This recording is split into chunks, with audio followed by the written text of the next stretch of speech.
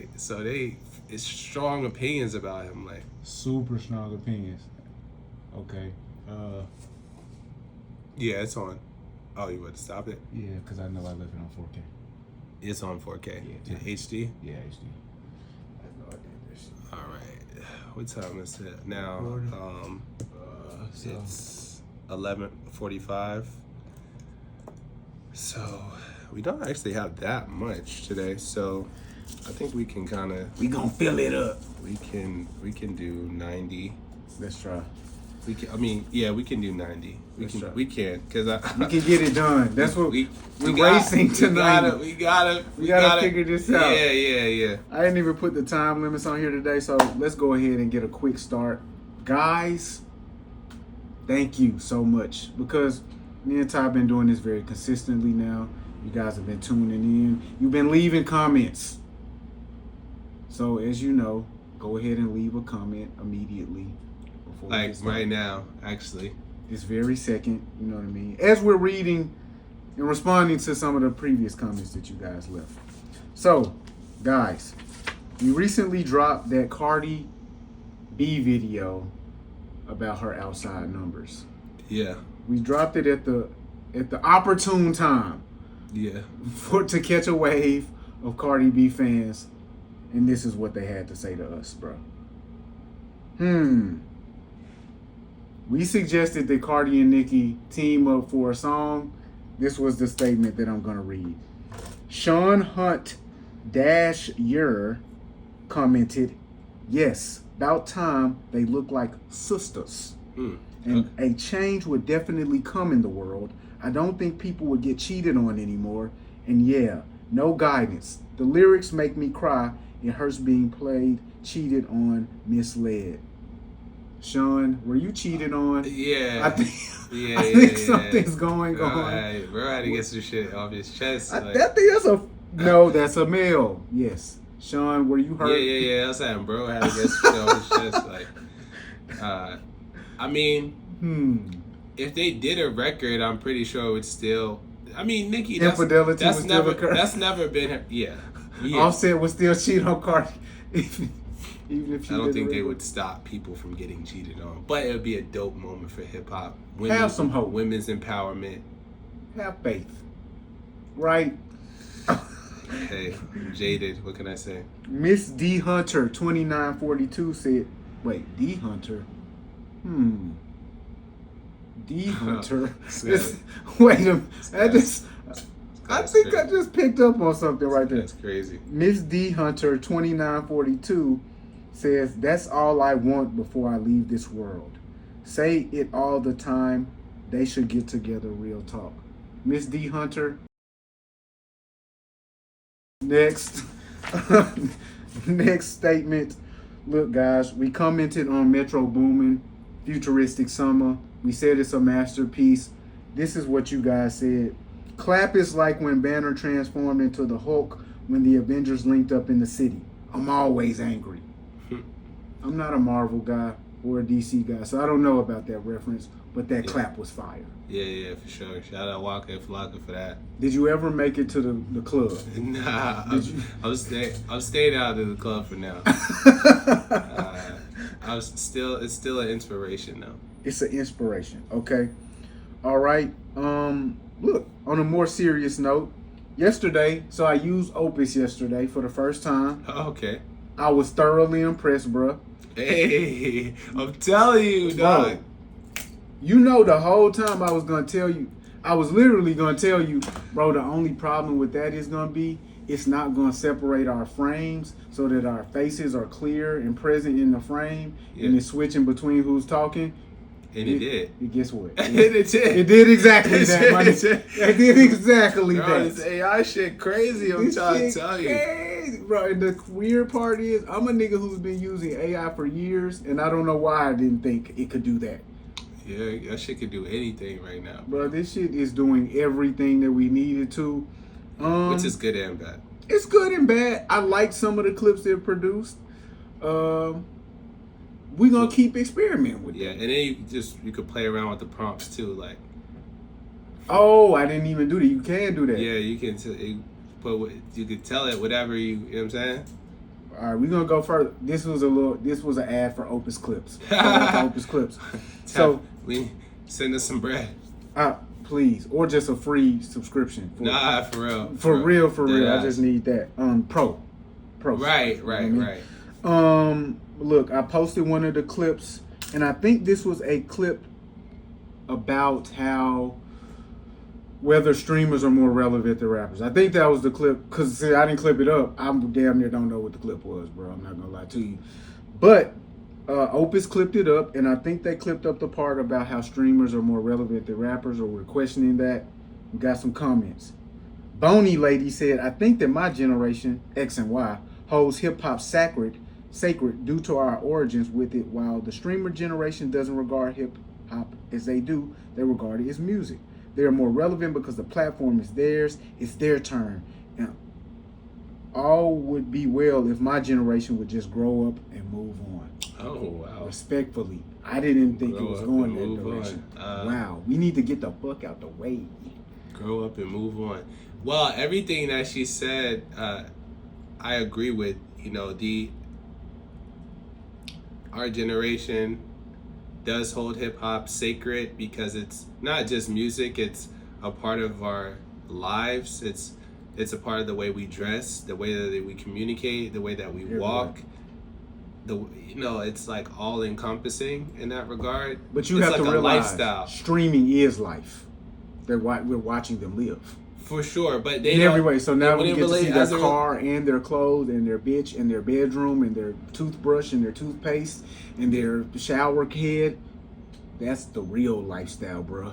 Yes, but that's only talking about cars and clothes. They don't look at music in the same way, though. You know, like you said, the streaming, like they just look at rap as hip hop as music, not as a lifestyle. Or a sacred, I'm saying streamers versus the generation before. Okay, well, Boney Lady, we gonna grow up and we gonna move on. All right, to the next topic. That's all we can do. Boom. And Elliot Wilson versus DJ Academic. This is an old clip, but we got a new comment. As DayW14J says, as a fan of all three, I agree it's Act. Just think about the past 5 years. He's broken the most stories. He's also literally changed the meta of hip-hop media. All the older guys laughed when Act was doing YouTube streaming to now all doing the same thing. Act changed the game. Laughing at him when he was doing YouTube streaming. Oh, you don't think? Was he being laughed at when he was doing Oh, he was being laughed at, ridiculed, mocked. For doing YouTube? Insulted. For doing YouTube, for doing it the way he was doing it, for talking about it had a viable future. Go back to them Hot 97 interviews with Ebro and Rosenberg trying to shit on him. I will. To even this day, they'll still try to shit on him, though he's clearly making more money. Right. And the captain of his own ship. Like it's not too long ago where DJ Academics was a clear joke. He was like, little bro. Yeah, little bro. Yeah, you gotta respect it. Woo, made it a long way. Shout out to you, Act. Shout out, Act. Ski. Shout out to all the commenters. We do it for you. You know what I mean? We're talking for no reason until you tune in. Right. Thank you. Right. That's a fact. I wanna thank you. Oh, not to mention, y'all sound like miserable haters. Y'all don't be outside, and her drop today is fire. Just say you a Nicki fan, and her first album still charting. Corny takes. That's what we were talking shit about Cardi, of course. There's some hater ass niggas. We're talking shit about Cardi, the princess. And I posted that video, and within 1 minute we had several comments, and they were all about how we were miserable haters. So I had to just comment back. No cap, that imaginary Playerz is fire. She blessed us all and redeemed herself. Hit that follow, twin. With that being said, let's slide right into that. Good call to action. Playerz. That's what I was trying. Call to action. Hey man, I don't care if you call me a pedo, a hater. Hit that follow, twin. Right. Stay on my tail so I don't do any of that weirdo shit no more. Whatever the case. No cap. with that being said, bruh, I'm gonna go ahead and play the track because I'm a bit confused. You know, I'm gonna just play the track so we could just. I want to see your reaction. I already heard it. But I mean, because I want us to make sure we have the fresh lyrics in our head. The fresh, Yeah. Fresh flow. Because I can't tell you what she said. So. And I do also want to point out that commercial just now was a Cheez-Its commercial or something with a Cardi B and an Offset song. They still are a package deal somehow. Is it a... Never mind. Is it a rollout? Joint album on the way. You gonna say that verse wasn't versing? No, she had good punchlines there. She had some crazy bars. Behind my back, these bitches is tight like bra straps. I gotta get that on the verses, on the bars. We gotta get that one an 8 out of 10, bro. We gotta get that one an 8 out of 10. I'm not. Bars, I like the intentionality for it to be lyric driven. I mean, on that beat and that sample, you really have no choice but to do that. I mean, bro, she could have took it the drill sample, like just take the sample, put some drill drums underneath, and do a typical Barty. She could have did that, cause that's what niggas is doing right now. But she took the time to really tell us. Now I spit that other shit, that pretty motherfucker shit. Cardi B, every song platinum. I'm not the other bitch. Woo! She was really popping her shit on that, which is the point of the record. Imaginary Playerz, like that's Hov. Like I can't say she didn't do Hov proud with that opening. Then whatever you was gonna pay her, you gotta double it. That's just a classic. Come on now. Glory hole, bitches, they don't know who they fucking with. That's funny. I wasn't expecting a clever line like that within her wheelhouse of content as well. Like, I was just like, okay, we really spitting now. Then we get to the I'm a star, but I'll smack you, don't get starstruck. Yeah, Suicide, that's hard. If I fall from the distance between you and I.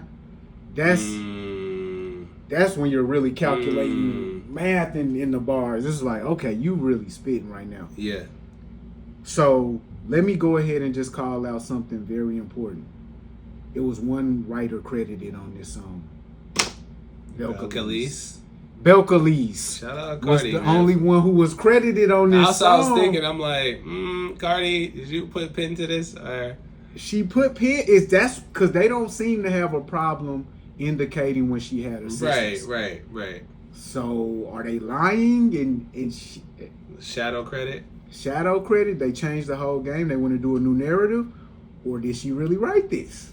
Either way, she delivered it well. I'll say that when I first heard it, where I was listening to it, it didn't hit for me. Okay. The second time, I can appreciate it much more. One of the verses, like when I think it was the second verse, they were doing like the drops. Yeah. And that's what made the flow sound a little choppy. Okay. To me, it was smooth in the first verse. It was like perfect. Yeah. And then it kind of just got like. You like saying the beat kind of? Yeah, just like okay. It made the flow sound like she on beat, like for me. And now that's a main criticism of a lot of people is just the choppy flow. So I'm impressed by how she was able to navigate this type of beat. Yeah. And we talked about it last week. Yeah. Is when you said, "Oh, she's dropping a song called Imaginary Playerz," I immediately I started humming. Yeah. He's like, "Oh, you think she gonna do Hov?" I was like, "Nah." And you're like, "Do we want to hear that?" I'm like, "That would be refreshing if she did it." So, shout out to her, man, for that. Yo, shout out to Hov for clearing it. He didn't have to do that. Yeah. So it's another sample flip. So she's still in that bag of sample flips. I like the sample flip. In general, or for this in particular? For this in particular, because I think that while she could have easily went and did any sort of energy 808 driven South, she took it back, to where she from. Yeah. She actively introduced or brought back an old style like that I'm nostalgic for during a period of time where the old style is what's popping right now. We got Clips coming out, we got Freddie Gibbs, we got Benny the Butcher. We just got different people doing that New York style. So I fuck with it. A lot of people didn't fuck with it, bro. It really was like, when I heard it, that was my real sentiment. Oh, no, she redeemed herself. Mm-hmm. Then I talked to my girl. I talked to the internet. I'm seeing your reaction. I'm listening to Joe Budden. I'm listening to Rory and Mal. I fuck with it, but a lot of people don't. I mean, it doesn't fit the algorithm or what's current, so it's kind of, They put a lot of intention behind this. The video, we just saw that. That's a big budget. Yeah. A lot of different outfits, location switches, probably a good camera crew. Yeah. Experienced director. Was this the right move to put such energy behind this record so close to the release? We less than a month. We're right up at a month away. I think this didn't need to be a single. I don't think this moved the needle for anyone that was not going to tune in. I don't think she gained any new listeners with this. I don't think it'll impact the sales or whatever. So yeah, she definitely would be a solid, or will be a solid album cut, right? Or deep cut on the album, right? But for sure. So when that's what's going on, how do we actually tell artists like, yo, give us that good hip hop? That's what we really want. When one of the biggest stars takes that risk, pulls her own pen out, she's proud of herself, writes some good bars, yeah, and then the people say, man, hell no, fuck out of here with this. What do we expect next? How does she not drop another twerk anthem and then just laugh her way to the bank? How do we navigate that as fans when we complain and she give us this and then we say, nah, fuck out of here, you ain't Jay? Because that's what people saying. Like, you shouldn't have did this because now you reminded me of Jay-Z and you're nowhere near him. That's weird. I gotta look at the commentary of what's really going on. But for her as an artist, what she'll need to do is stay true to who she is and what she likes and what she thinks is fine. She just gave us Outside, bro. And just, yeah, and not like we talked about she last gave us week. bongos. Go based on enough. Right, but it seems like what she needs to do is not shift from the purity of the art. Facts. At the expense of trying to appease fans or catch one. Because it's been apparent that she's trying to catch one. What do they want? What's hot? And it seems very haphazard, so it's like, yo, just do like what you want. You just, yeah, be confident. Remember that conversation we was just having? Stop listening. Yeah. Do what you always been doing. Right. That's caused you to win this whole time. Right. The people gonna keep chattering. You gave them this. Why didn't you give us that instead? I'm gonna just give you what I gave you already. How about that, sis? Right. So, I don't know if this should have been a single. You said it shouldn't have been. A lot of people are saying it shouldn't have been. I ultimately felt like I was trying too hard to like the record because I like the record. It's cool. When I tell somebody to give me something, they go in their kitchen, they chef it up. I'm like, yo, thank you. Because that's all I really wanted. You didn't have to make it to my exact specifications. As long as I knew you was out there giving it an honest effort. You wanted to bring me that old school, real rap, real bars. You wanted to take the game seriously. You wanted to take this wordplay seriously. A+, Cardi B. You respect it. A+. You respect it, Cardi. You know what I mean? Shout out to To the brims. She made that abundantly clear. If you know, you know. Look, so Jay-Z was put back in the top 40. Okay. So I don't know if Jay knew that was gonna happen. I don't know if he was just playing a masterful game of chess with that, but Imaginary Playerz by Jay-Z is back in the top 40, bro. It's a great record. Oh, just to finish the Cardi shit out, Cardi wasn't even the top 40. Her shit peaked at number 56 and then number 157 on the global Spotify charts. Top 40 on the Hot 100? Jay? Yeah. Yeah. Huh. So 56 on Apple Music. Yeah. That's very ironic. That's, that's chess. And what happened to me this morning when you called me, right? You said, what we're going to do the top 5. Top 5. I was like, thought we were going to do the Rap City thing. Mm-hmm. You said, let's go with the J thing. Oh, cool. I then took an hour to go through each album. I didn't plan to do this in my morning. Me too. I didn't plan to go through each album and just look at the track list and get an instant connection to the songs that I might pick and then go in and listen to those songs. Yeah, same. Nigga, run back through Jay's catalog, whoever you are. Run back through it. It might actually be better than Ye's. Oh, wow. It might be better, bro. What? Because when I was going back through that bitch, I said, how can we pick 5? 5 songs is crazy. So right now, guys, we picking the top 5 songs out of Jay-Z's catalog. We didn't do no stipulations. We didn't say top 5 hits, top 5 B-sides. Right. We didn't say you can't use the albums with a collaboration. Right. Top 5 Jay songs. All time. Yeah. So I like the enthusiasm. I like the effort. This might be my favorite top 5 that we've done so far. Jay is my favorite rapper. This was incredibly difficult, but it was fun going through the catalog. And there's no set criteria here, like he said, right? None. Although, yeah. So I'm going to go ahead and start off with the honorable mention. Honorable mention? Okay. I'm going to start with an honorable mention. Uh-huh. The last song that ever came out on a Jay-Z album, Legacy. It's very important.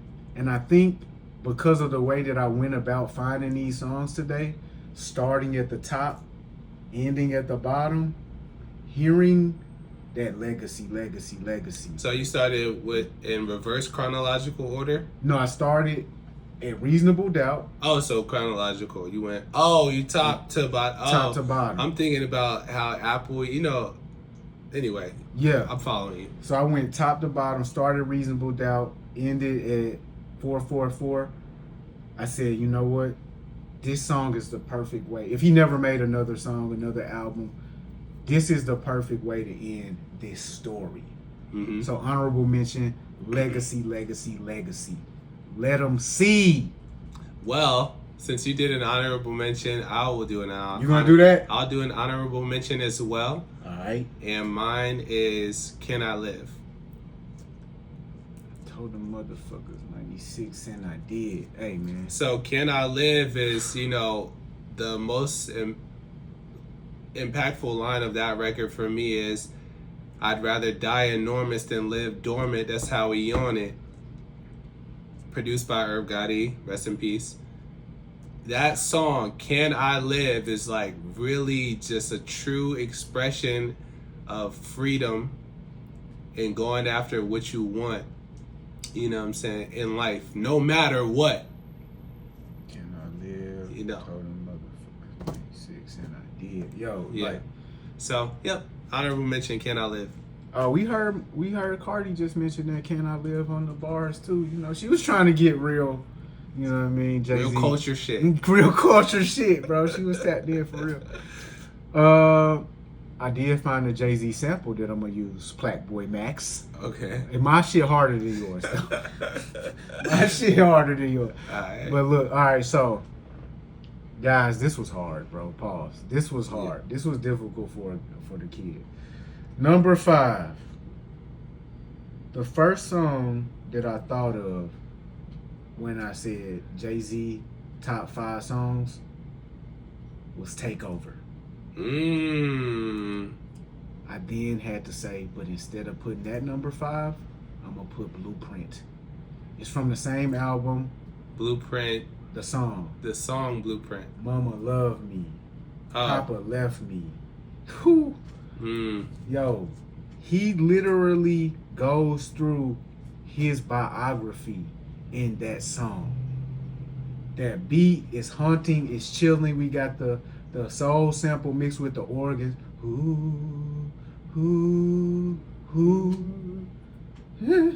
Yeah.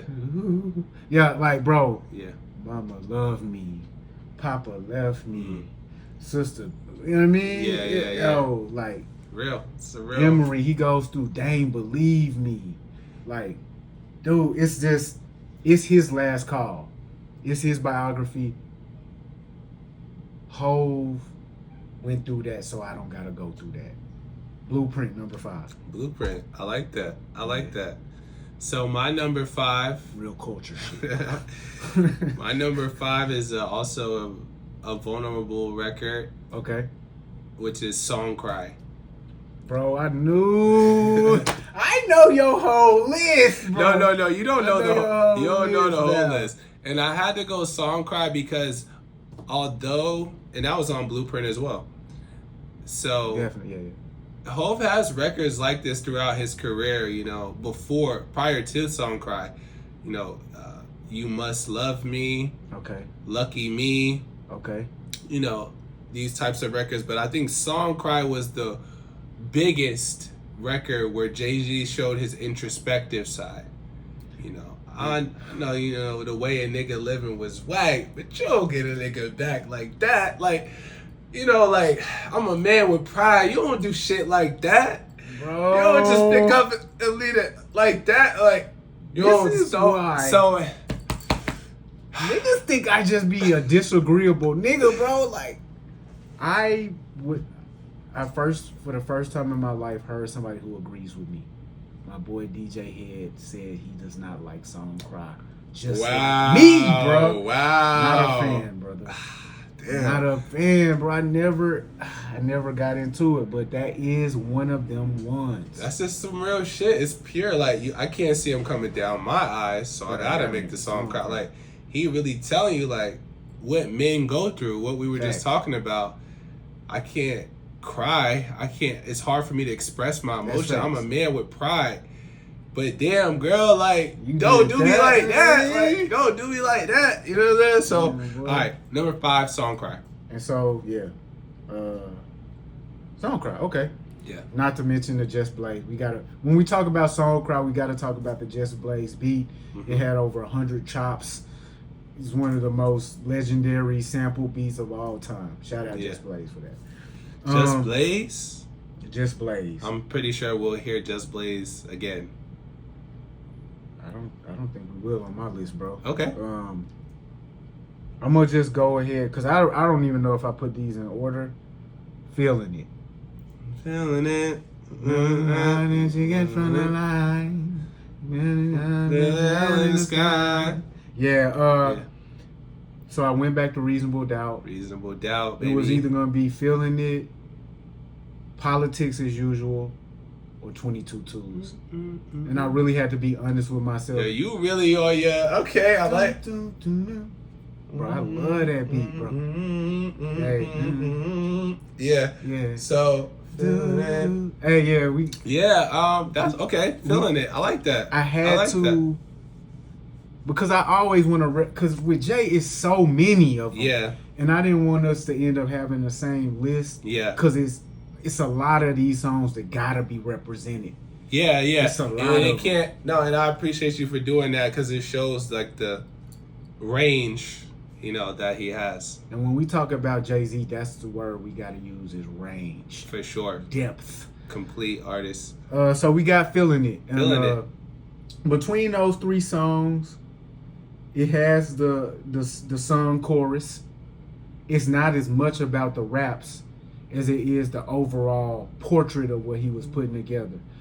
Reasonable Doubt is a album where the theme of the album might overshadow the actual verses and lyrics and the talent that he displayed, because the theme was so tightly woven that like everything felt smooth, everything felt player, everything felt mafioso. Yeah. And so that Feeling It, I just feel like that brought everything within that context together in the best way possible. We got the song chorus, we got the smooth ass sample, we got Jay-Z rapping at an all-time clip. Feeling It. I'm feeling it. I like that. I like that. So my number 4 is on volume 1, which is a sleeper. And it's Where I'm From. Boop. Boop. So they just let that beat breathe for like a minute first on that Where I'm From. Yeah. That shit. Yeah. So this is just a very descriptive record, you know, is the way I can describe it. And it really paints the picture of where he's from, the people, the community, everything. Like, you know what I'm saying? Okay. And this is the record that introduced that whole Big 3 conversation in rap. Because this is the record where he says, Biggie, Jay-Z, and Nas. When niggas argue all day about who's the best MCs, Biggie, Jay-Z, and Nas. Like, that was like him saying, at this point, nigga, volume 1, what was that, 97? 97. Yeah. He's telling you right now, no, we don't, I'm one of them ones. I'm one of them. Yeah, so. And he really, and that's when he was really just putting himself there. Because there wasn't no conversation. He put himself there. There wasn't no conversation about Biggie, Jay-Z, or Nas. It was Jay-Z, it was Biggie or Nas, bro. Come on, let's be for real. You inserted yourself and you took over the game. Walk in your trap, take over your trap. That's what happened on that day. I'm from where the hammers rung, news cameras never come.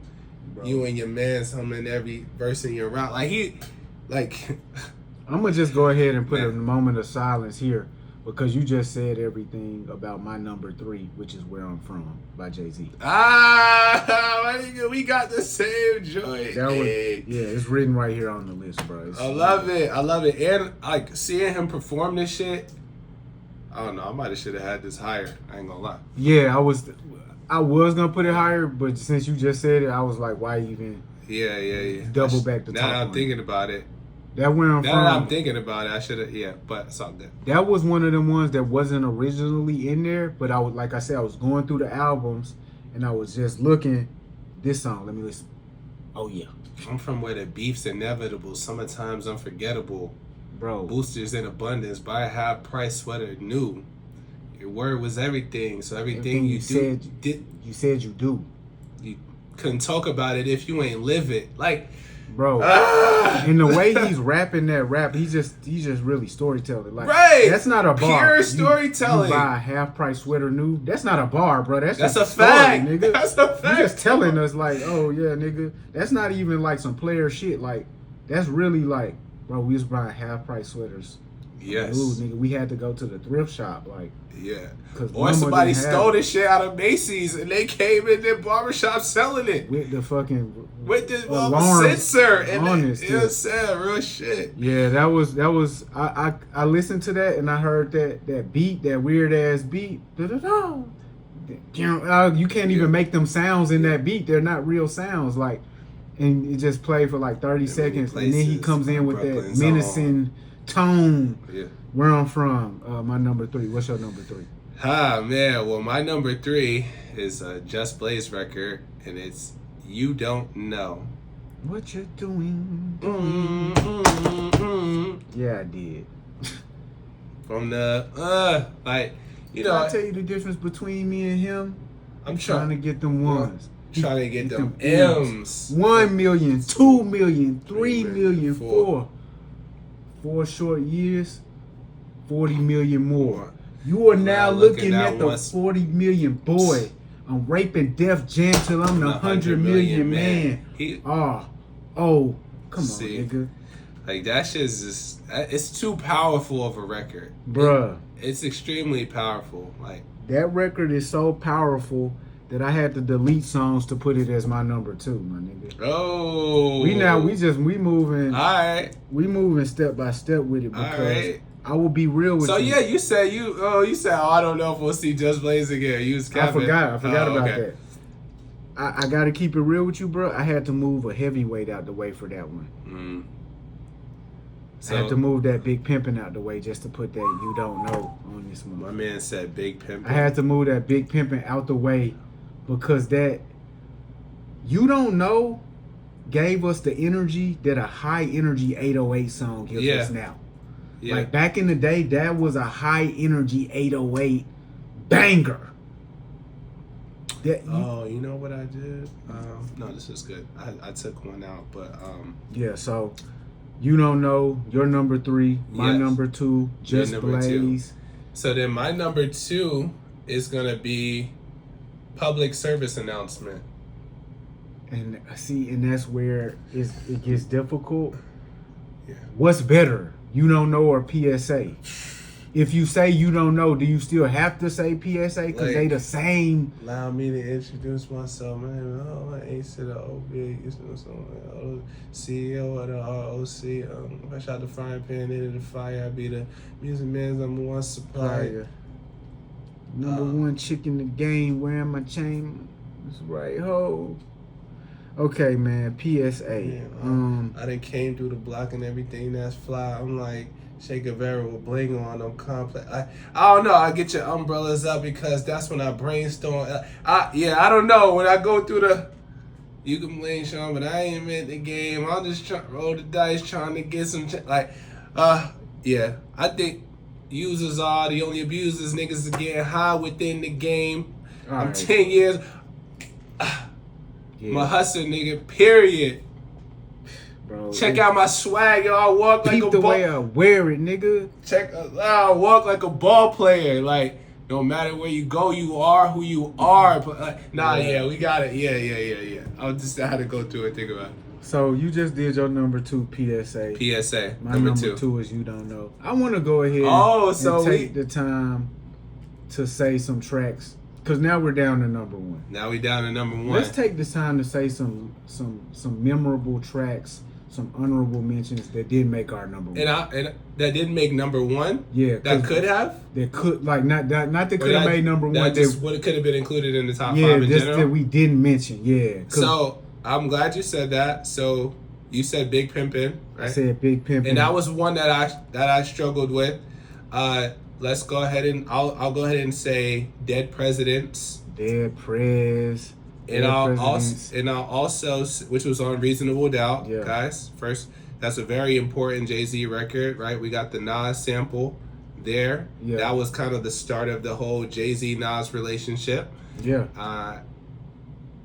You sampled. I sampled your voice. You was using it wrong. I made it a hot song, right? And then I'll also say one of my favorite Jay-Z songs is A Week Ago, featuring Too Short. It was all good just a week ago. I don't know what song this is, bro.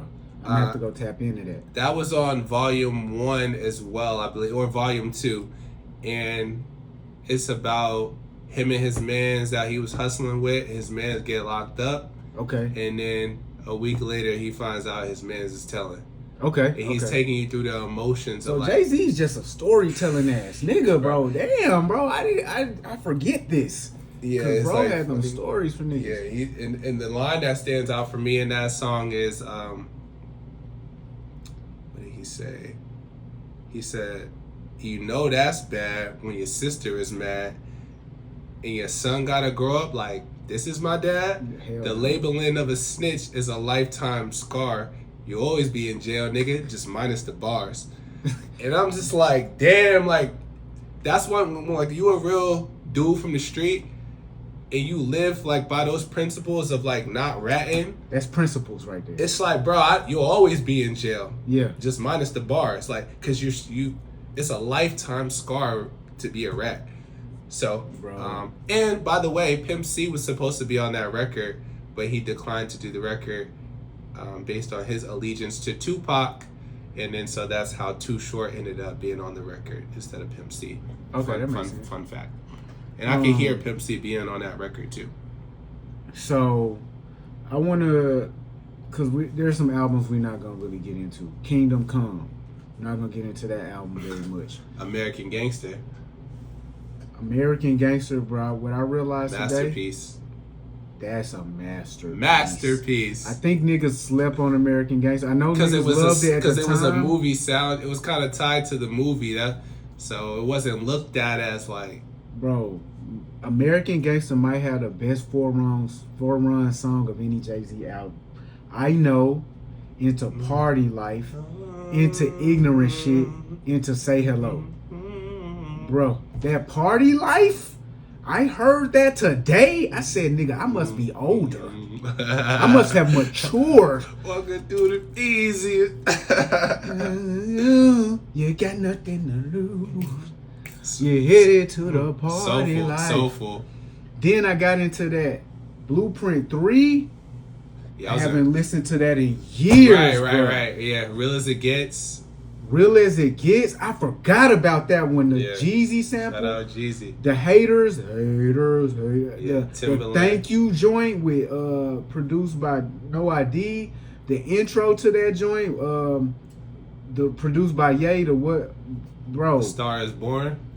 Stop it. Featuring J. Cole. Turn that off. Don't fucking play Turn with me. that shit Don't off. play with me today, All right, nigga. we gotta Don't we play gotta with move me. forward. What's your Yeah. number one? We gotta All move. right, We yeah, gotta- all right.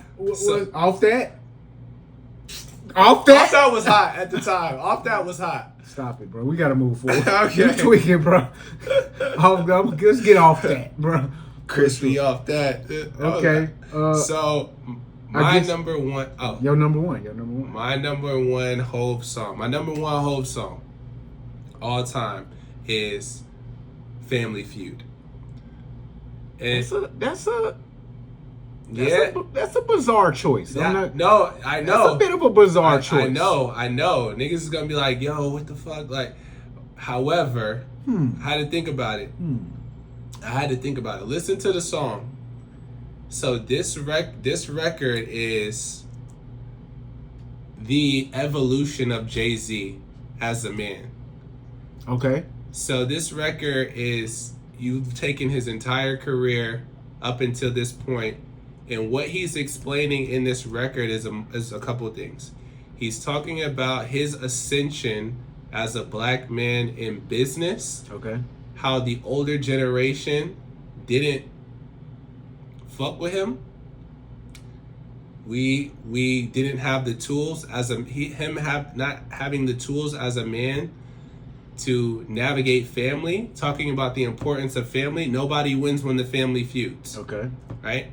Talking about the new generation, bridging the gap between that.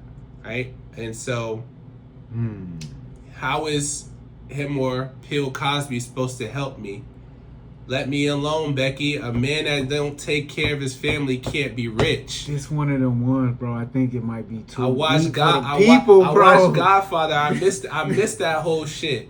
This might be too deep, bro. Cause niggas, I don't know. Yeah, so that's why I put it there, because it's like, damn, he's really telling you like, family is everything, and like everything that I've been through, like, this was my journey, and this is how I had to navigate this space as a black man.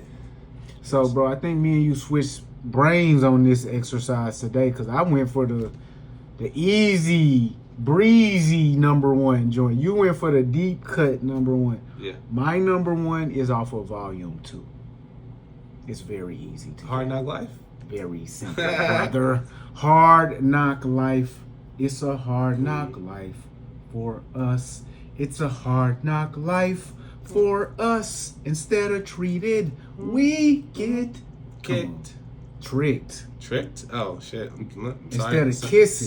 Sorry. Oh. We get kicked. Ah. It's a hard knock life. Yeah.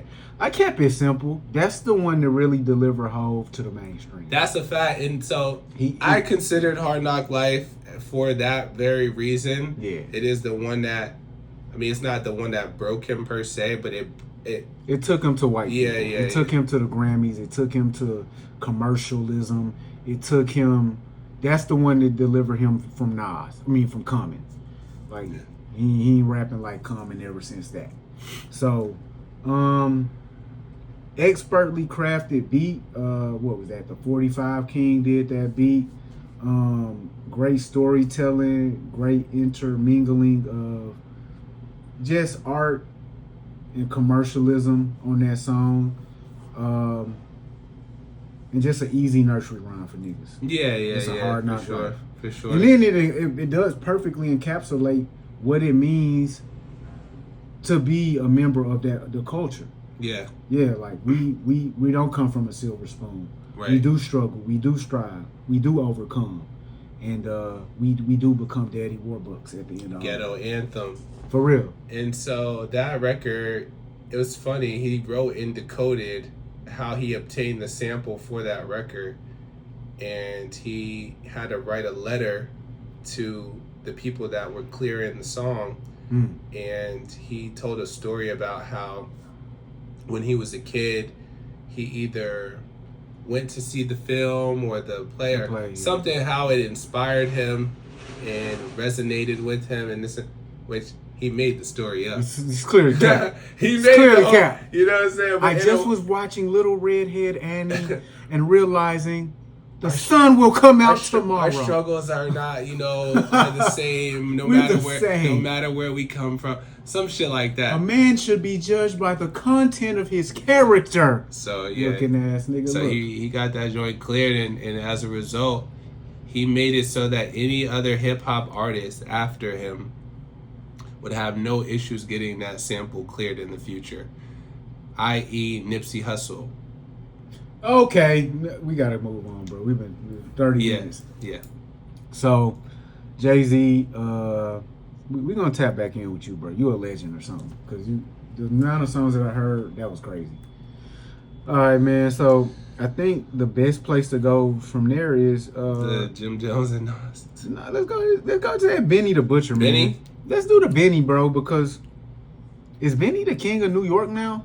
Benny can't be the king of New York, unfortunately, because he's not from one of the 5 boroughs.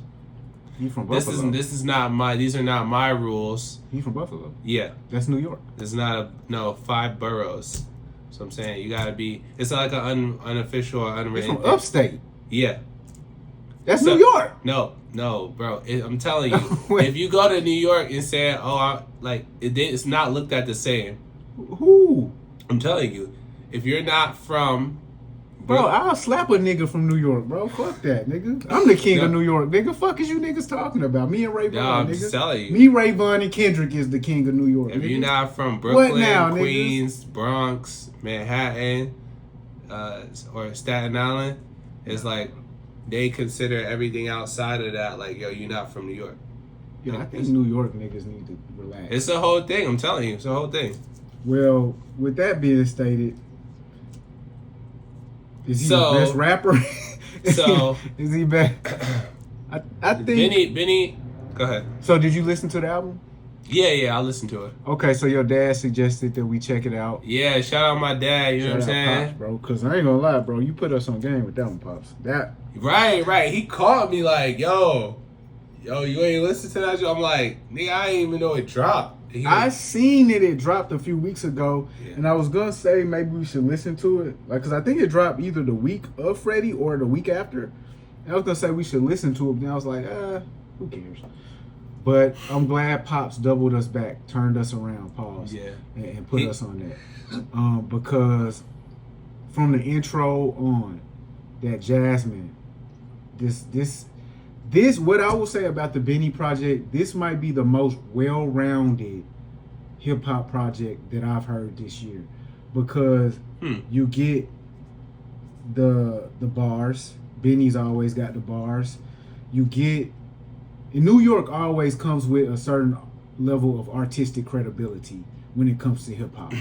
So he has some boom bap styles on there as far as the beats go. Yeah. To match with the bars. But Benny himself is an updated version of the New York rapper. For sure. And he lives in the South, or he lived in the South. So he has some elements of flow to him that I can get into as well. Yeah. And for whatever reason, Benny has that perfect mixture of persona and rap style. Like he is a modern day Jay-Z in very realistic ways. Yeah. I believe what he's talking about, and he's not so far up his own ass that he has to keep convincing me like, yo, I'm that guy. Like, yeah, it's very authentic. And, seems real. He really lived it. I mean, he's been in prison, like, came out, you know what I mean, got to it with the music. Got shot on the campaign trail as a rapper. Oh yeah. Did he get shot at Walmart or something like that? Yeah, Something Houston, weird. Houston. Yeah. So he does have that believability to him. Can you pull up the list on here or not? Nah, I can't. Okay, don't worry about it. What memorable tracks for me? Why would I ever? Yes. Why would I ever with G Herbo? That's my jam. Yeah, I like that joint too. The freestyle to end the album, that's memorable to me. Oh, the East Buffalo joint. Yeah. The East Buffalo freestyle. I like there's a song where he was like, Why Would I? That's the joint with G Herbo. Okay. Yeah. And then there's another record where he's like, I told you so, like, or something. I think it's called Told You So. Told You So. The joint with Bun B. Oh, the joint with Bun B. The joint with Bun B. The joint with Bun B is hard. There's a track. I don't remember the names of all the tracks. I'll get it. I think there's 13 tracks on the album. I'll give it a strong 8. I think it was well balanced. It was well balanced. I'll say that some of the skits could have been shorter. The phone calls and shit. Yeah, if I could give one critique. And I like the more up-tempo records more so than the slower records. Okay. I love that Jasmine. I think Jasmine is you probably put that on a slower record. That was the intro. That was the first song with West Side Gun on it. So I like Benny's verse. Okay. That's like my favorite. That's like, you not a West Side fan? Nah. I fuck with West Side Gun. I know you said that. I fuck with that. I don't know why. It's like the voice. I don't know. It's kind of like the whole. It's character driven. It's creative. I can see that, but it just doesn't really resonate for me. What I will say about Benny as well is that he does a great job of. I don't know if it's like enunciating or his alliteration. Yeah. Like his word choice is perfect. Yeah, bro. Like from a multi-syllabic rapper. Like where I'm not just rhyming cat and bat. And but not even. It's more than 2 syllables. He'll go 3 syllables and the words match perfectly. That's like in the flow, like it's effortless. Like this shit's crazy. As far as if we were doing a creative player rap game, Benny is really probably the quintessential player that niggas would create. If they were just building a rapper, you know. And he don't get too much into the antics. He don't get too much into the backstory. We know the backstory. Griselda. I think if he came into the game younger, because he's like a 30 plus, mid 30. He's like mid. Yeah, so that's what I'm saying. Like, and he just kind of got popping maybe in the last. Years ago, so if he was younger, you know, it probably would have maybe resonated more. It's like you had to already be late 20s type shit, like that's because of his style though. So if he but who else? But as an older act, there's very few older acts in hip hop that have resonated to a younger demo. Very few. I mean, like when you look at like Future. I mean, yeah, like but he has the kids, like 2 Chainz. 2 Chainz. 2 Chainz. It's very. You can't really name that many. I think 2 Chainz is the best example because 2 Chainz does both worlds, right? Future does just the one world.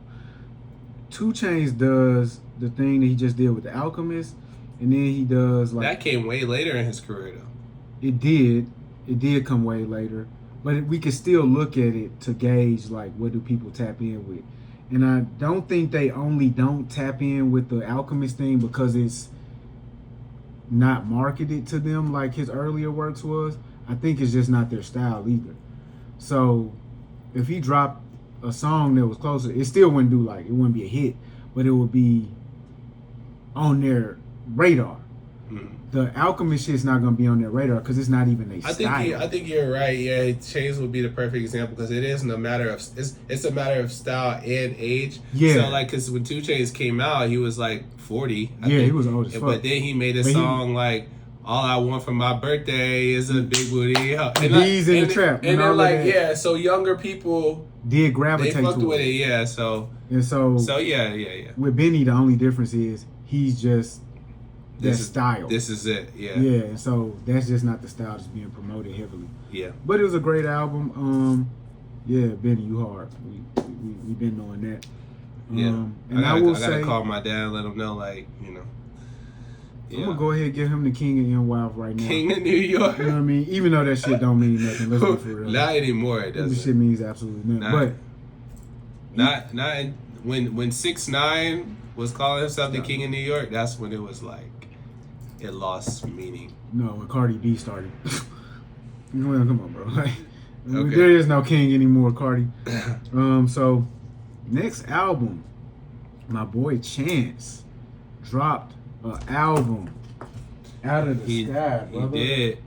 Chance dropped. What's your first reaction to the Chance album, man? Excuse me. Shit. My first reaction was that, oh, he's really rapping. Okay. And it was, lyrical, soulful, sing-songy. And that was early on in the album. I'm like, oh, it's sounding good. And then it kind of took a turn, and I lost interest. That seems to be look, bro. Look, bro. Let's just go ahead and speak on the positive. I don't know, soulful, not. Before, just because that does seem to be the consensus. Let's acknowledge that. We're gonna move back to the positive. Because I'm not gonna hold you. Yeah, which is the positive for now. The positive. Okay. Okay. So yeah, like I said, I was hearing the bars. Like Chance always was a nigga that could rap, and he's showing it here. With the wordplay, the bars, the lyrics, all that, and the flows and all that. Very sample heavy.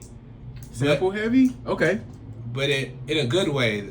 Though. Okay. He did, the way he did his samples. I really appreciated. It was creative. It was like he wasn't trying to make the same exact song that the person made before.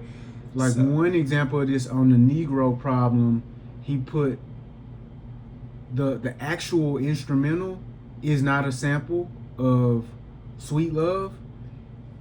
He put the vocal line of Sweet Love in the second verse of the Negro Problem. Mm-hmm. That was one of my favorite things. I love Sweet Love by Anita Baker. Yeah. So that's one of the examples of how he's using samples in a different sort of way. Yeah. I agree. You start out with that intro and you hear my boy he's spitting. Yeah. He's spitting. And there are some people who can spit and they're saying something while they're spitting. Mm-hmm. They're telling you a story. They got the metaphors. They got the punchlines. They got the flows. They're changing flows. Chance was doing all of that. Yeah. Immediately. He's doing that on song 1, song 2, song 3, song 4. And then, like you say, he's adding the song chorus, the melody in there. Yeah. He's bringing the features in. And this is I see what you've been up to for 3 to 4 years now, bro. This is really good. Mm-hmm. Then we get to while painting a picture, telling the story and catching us up to where he's been. Yeah. So off the music for a second. We're Okay. gonna do a bit of background on Chance. Okay. Because we can't, this album cannot be discussed without discussing the last album. Okay. Because the last album, did you check it out? The one with the clear disc? Yes. Nah, I didn't. The listen. Big Day. Nah, I didn't. You didn't listen. Why didn't you listen? I'm gonna keep it real. I didn't listen because when it dropped, everybody said that shit was trash. That's exactly what I needed you to say. Yeah. That was the most, never seen anything like this in the rap game. This nigga literally got canceled for the music he made. I never seen that happen before in my life. The music, niggas literally just said his character isn't a problem, his personality isn't a problem. This music is so disconcerting that we don't want to hear no more music from you. And now it's 6 years later. Right. That's unprecedented, bro. That's never been done. Shit, I mean, You literally just admitted. You didn't even, the pressure was so high for the audience. Niggas didn't even listen. Hey yo, and I fucked at that point. I fucked with Chance, like, but it was overwhelmingly like, nah, this ain't it. So I didn't want to waste my time. Bro, niggas who hated on the album were confused. I heard yesterday Anthony Fantano say, I definitely gave the album a 0 out of 10. Shit. I didn't think it was that bad as everybody else made it seem. And I'm the nigga who gave it a 0 out of 10. Wait, what? That's crazy. Like there was some sort of weird mind game played on niggas over this album to the point that we didn't hear from bruh for like 6 years. Right. About 2 years ago, he started dropping Lucy's and snippets. All very good work. Yeah. I like that. What is it? Something about the security. And he got the Jamie Foxx sample on there. Damn, I don't remember that one. Fuck you. Might remember- Call Security, I think, is the record. Okay, well, he came out with a sequence or a collection of random tracks like this, individual songs, a bar about a bar. I like that one. All matched with some sort of visual. So the thing that people didn't like about the Big Day, my man got married. He was very happy about his wife, and that's what drew. People weren't tapped in with that. That's terrible, man. People were not accepting of this at all. They said my boy is too happy about his marriage. He's tapped in with his wife too much. Me personally, I was of the mindset, bro, you couldn't possibly be feeling this way. You just got married. Give it some time. Then give us an accurate depiction of what marriage life is actually like. Fast forward, we saw my boy catching a wine. Yeah. At Carnival.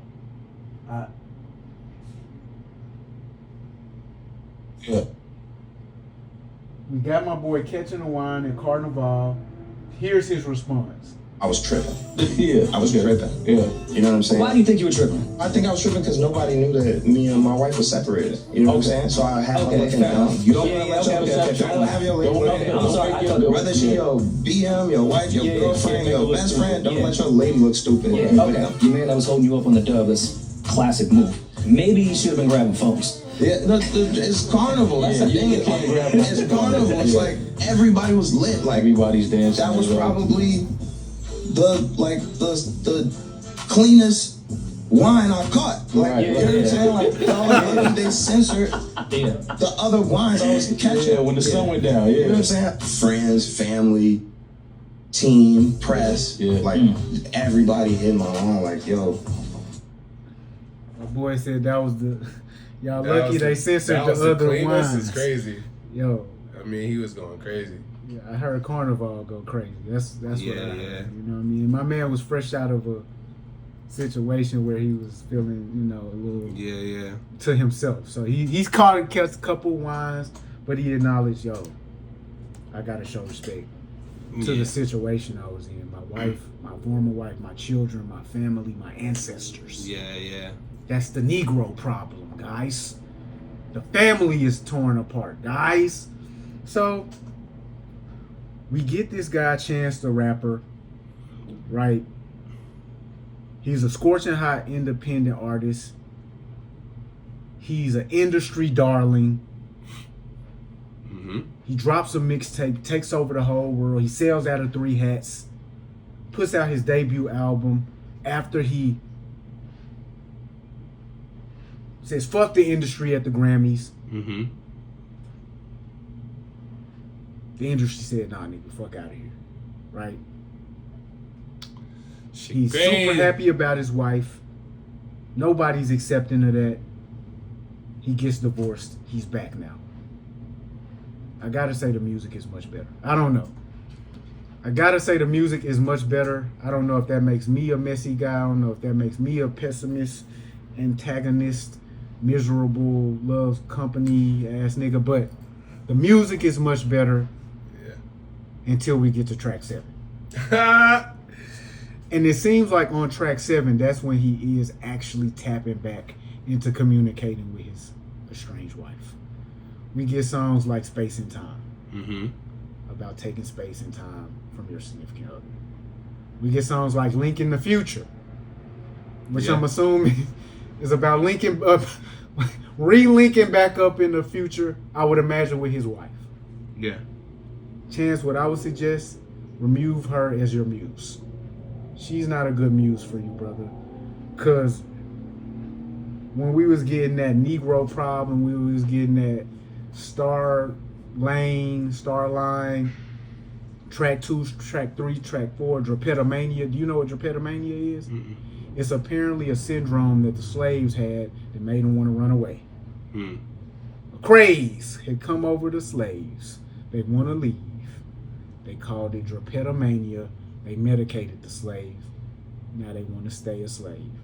I don't know what the medication was. It probably seems like an ass whooping in front of the other slaves. Right. But anyway, I don't know, brother. But Chance, great album. Next time,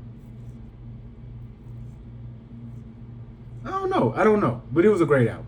Yeah, I mean, I think that just the shift in energy and subject matter was so stark or drastic. It's very contrasting. Like, maybe it could have been sequenced a little differently to sprinkle in some of these political, like, he was getting real, like, on his black excellence shit, like, in a way, like, towards the end and all that, and very spiritual. Yeah, because then we get back into that. Yeah, so like maybe it could have just been intertwined differently. But I think he maybe should that was the remove that one section right there in the middle. After the feature with Joey Badass, the highs and the lows, after that song, let's just take out 3 or 4 songs. And I think that might have buttoned up the album in a way that people stayed focused and tuned in. I don't know if the relationship route is his album. Yeah, there's a lot of and it's not like the songs were even bad, right? But they just were like,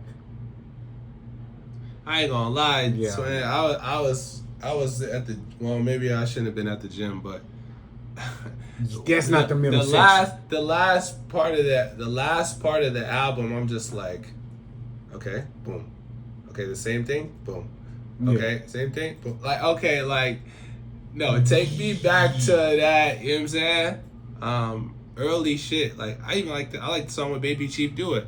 The Drapetomania. Yeah, I like that joint. Now, so I just got to take time to say this. I like Jay Electronica. I'm starting to feel like he does the same thing every time he rap. Mm-hmm. I'm starting to feel like he uses religion as a way to enter into a sacred part of our brains to make us go, this is really good, no matter what he says. Because it's always like the prince was on the throne and then they threw rocks at him and he fell off the throne, but he held his head. It's like, I like the verse from Just a Drop. I like the sentiment of Just a Drop. You know, we just need a drop of the water. God's word is water. Yeah. I like that. Yeah. And I like the verse. So I'm going to leave it at that. I'm going to just leave it there. Baby Chief Do It. Mm-hmm. My boy Baby Chief Do It. He came with some new shit for niggas to consider recently. This was his consideration. I ain't gonna lie, I just be having shit on my to get off my chest, you feel me? ChatGPT probably wrote that for you. Yeah, bullshit. I just downloaded that 2 days ago. I didn't know that shit worked so well. I've been using that shit to write my lyrics, real shit. Word, ChatGPT? Yeah, that shit work. How do you use it to write your letter? Like you type in what you wanted to say? What I did was I wrote down 4 bars, and I said, write me a song, and then it said, give me a start me off, some shit like that. And bro, I started him off, whatever the fuck it is. That shit, it wrote some shit. Now I ain't use it, exactly how it was written, but it was some, some shit that I could pull out of. Yeah. Bro, that shit was cool. I ain't even gonna hate on this young nigga, bro. I ain't gonna hate on him. I mean, at this point, I think that everybody should be using AI in everything that they do. Get the fuck, bro. Get out my house, nigga. Like, get the fuck out the studio, bro. If you, you know what I'm saying? You work at the bank, you work in marketing, you're an analyst, you're an actor, you're a fucking a lawyer, accountant. I can't believe you would co-sign. I can't believe this, bro. So you're saying that you are encouraging people to use AI to write their bars? No, what I'm That's saying. That's basically what you saying, bro. I'm saying, yo, I'm not encouraging it, but I'm saying I understand. I understand. You literally just said I encourage everybody. Everybody should be using it in some capacity to be more efficient and make their lives easier. So when it comes to art, it's like, hey man, you gotta obviously. It comes from the soul. It's an expression of your thoughts, your feelings. If you need I don't think that's any different necessarily than having one of your homeboys in the studio. Wow. And you rapping, and it's like, they like, nah, bro, like, yo, say this, or tweak this line, or like, it's just, they, somebody to feed off of. So, and he young, so like, I don't know, he's like 16, 17, you know what I mean? He is young. You not though, bro. I didn't have a problem with him saying it, but I have a problem with you. That's the craziest part. He's a rapper, and I have a problem with him saying, I have a problem. It be the fans. It's the fans. That's what I'm starting to see, bro. It's not even the rappers, bro. Yeah. The rappers are just doing what the fans will allow them to do. Because it's not weird to me that a nigga will put their bars in ChatGPT. I put my own bars in ChatGPT. Mm-hmm. And it literally says, do you want me to help you finish this poem? No. That's what I write. No, I'm the artist here. That's what I write. Mm-hmm. And so, So then what do you put it in there for? Pause. I put it in there for an analysis. I want ChatGPT to tell me what it thinks I'm saying. Okay. Analyze these lyrics. Like, tell me what I'm saying. Use it. That's what I'm saying. I think that they should all use AI. Everybody should be using AI in whatever it is that they do. I don't think you should. I think if you change it after that, though, that's kind of like... Yeah. So I'm not saying that it like have it write your bars, but I'm just saying everybody should figure out a way to use it to enhance what they do. I don't have a problem with this because it's going to happen. It's going to keep happening. It's already happening, so I don't have any issue. But the world is changing, guys. The world? Is there anything else about this chance? Hold on, let me see. Catch the wine. Relationship etiquette. Don't have your girl out here looking crazy. Right. At all. Supposed to just catch the wine, don't smack it. Yeah. When it came out, I was like, listen, man, he's at Carnival. This is... Okay, here's the thing. When you catching a wine, should you smack it? Or should you leave it unsmacked?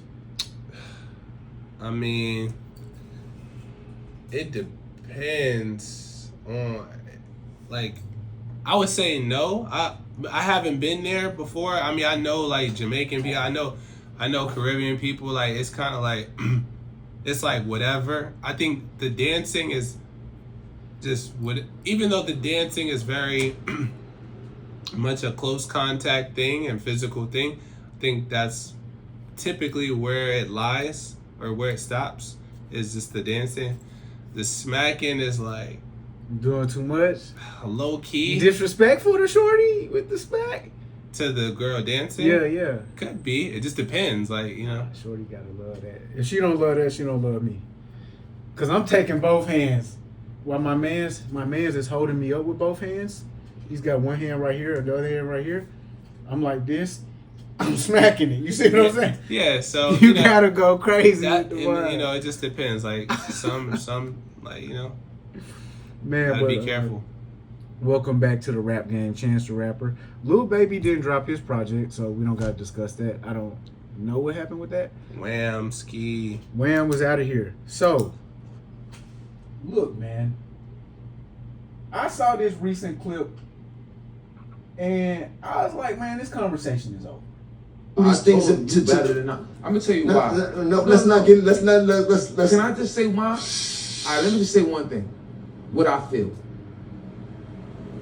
I grew up with niggas like Sosa, Gino, and I'm not saying that the man is wacky. He's not a legend. He's been out for years. Look at a song.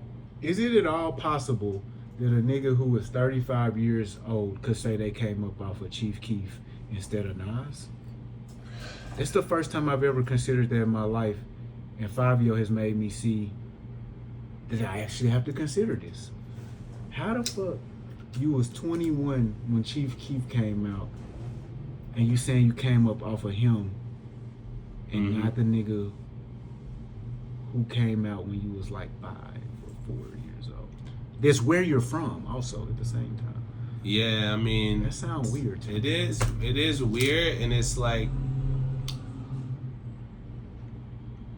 that's what's happening a lot now as far as like the big homies or big bro or the OGs looking up to the young niggas because they aspire to be that.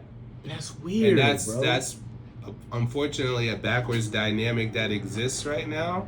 So we being led by the kids then, like we really want to be the kids. Yeah, because if in this instance the younger male has more status, more money, more girls, like he's, you know what I'm saying, like you try to emulate that. You may try to emulate that, right? That, you know what I'm saying? So You know what's interesting? You making me realize something right now. This is what you're making me realize. I'm doing that in the backwards way though. I'm doing that in the opposite way. Because what I'm doing is I'm denying that it's even a possibility that any one of these younger niggas could be better than Nas, right? Follow me. Automatically, even though I'm not the nigga who used to listen to Nas. You see what I'm saying? I'm just automatically granting him this status. I realized this recently. Like, I don't listen to Nas.